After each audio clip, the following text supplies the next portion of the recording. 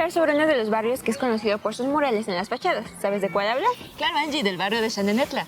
¿Comenzamos? Yo soy Axel Roldán. Yo, Ángela Bonilla, acompáñenos en Descubriendo Puebla.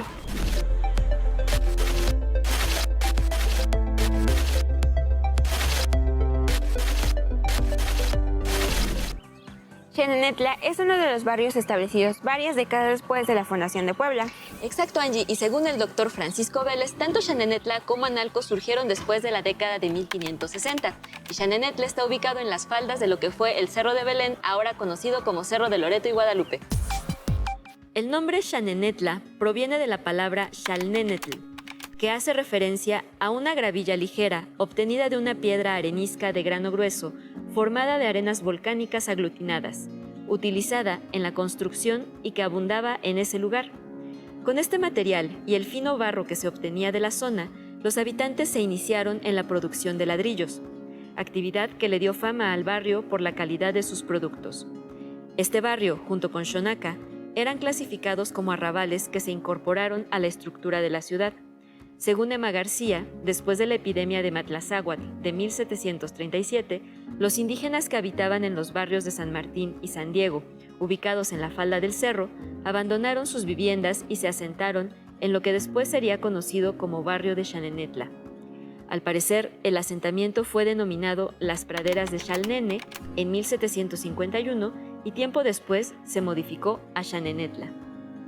El barrio tiene dos plazas, la plazuela de Texcoco, que está habilitada como un parque, y la de la iglesia de Santa Inés, que es la que tiene más peso simbólico. En este barrio se localizó el antiguo Hospital de San Pedro y un cementerio. Sin embargo, ahora ninguno de los dos lugares se conservan. La calle principal del barrio es la 4 Norte, que funciona como eje central y que lo conecta al antiguo río Almoloya o San Francisco, ahora Boulevard 5 de Mayo. Como en otros barrios de Puebla, la traza de sus calles es irregular y están pavimentadas con piedras de cantos, rodados que siguen, según Juan Pablo Barradas y Alma Rosa Tapía, una traza irregular o de plato roto. Existía un puente en la prolongación de la 4 Norte, que era el punto principal de acceso al barrio. Según David Ramírez Huitrón, este ya existía de forma burda desde el siglo XVII, y en el siglo XX se reconstruyó por iniciativa de Leonardo Cosi, dueño de la ladrillera que se encontraba a un costado de este. El cementerio tuvo el objetivo de recibir a los pacientes fallecidos dentro del Hospital Real de San Pedro y se diseñó en la última década del siglo XVIII. El investigador Alfonso Gómez Rossi afirma que la bendición del panteón y la consagración de la capilla se realizó el 6 de mayo de 1791.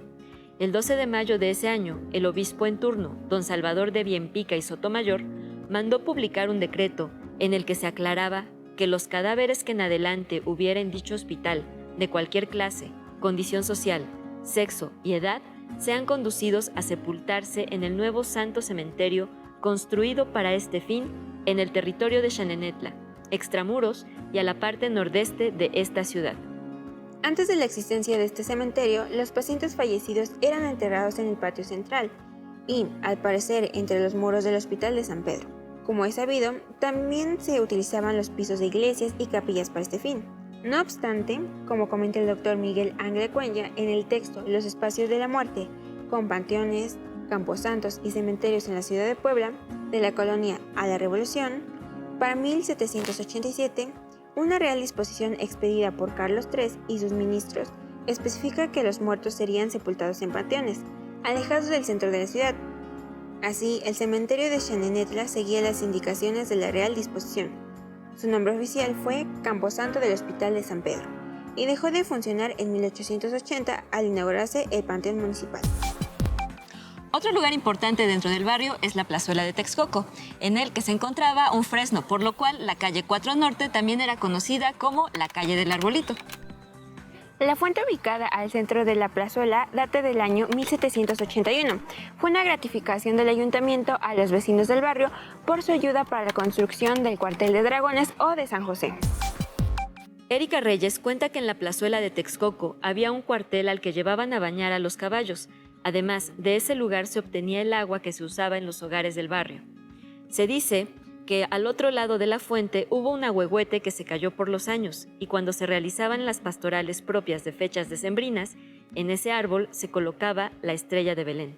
Otro de los lugares icónicos del barrio de Xanenetla es el Templo de Santa Inés, cuya construcción fue promovida por las religiosas dominicas del convento de Santa Inés de Montepulciano, quienes decidieron edificar una capilla dedicada a su santa patrona.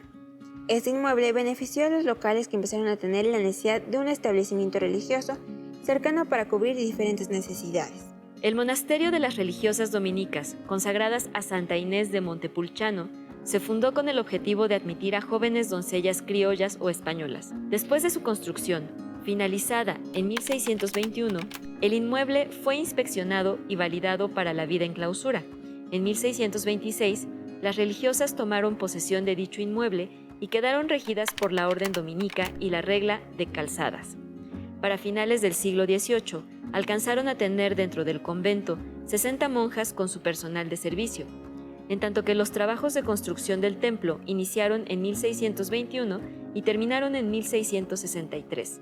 Para 1863, el templo fue abandonado y utilizado como cuartel. El templo tiene una fachada de cantera gris, sobre el que hay un nicho que resguarda una escultura de Santa Inés fabricada en la loza blanca vidriada. En el interior hay una sola nave y carece de los dos accesos que son característicos de inmuebles conventuales.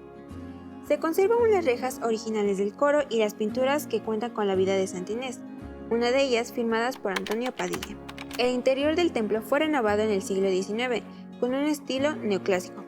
Además, el inmueble fue declarado Monumento Nacional el 26 de noviembre de 1943.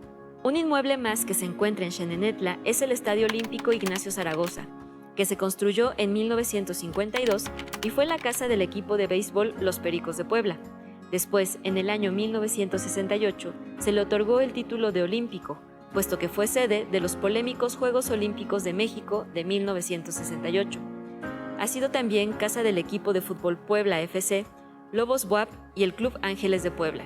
En 1981 fue sede de 2 conciertos del grupo Queen, el 17 y 18 de octubre.